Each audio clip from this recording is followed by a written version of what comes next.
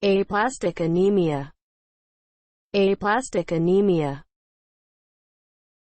An autoimmune disease in which the body fails to produce blood cells in sufficient numbers. Blood cells are produced in the bone marrow by stem cells that reside there. It causes a deficiency of all blood cell types: red blood cells, white blood cells, and platelets. The definitive diagnosis is by bone marrow biopsy. Normal bone marrow has 30 to 70% blood stem cells, but these cells are mostly gone and replaced by fat in this disease. First-line treatment consists of immunosuppressive drugs, typically either anti-lymphocyte globulin or anti-thymocyte globulin, combined with corticosteroids, chemotherapy, and ciclosporin.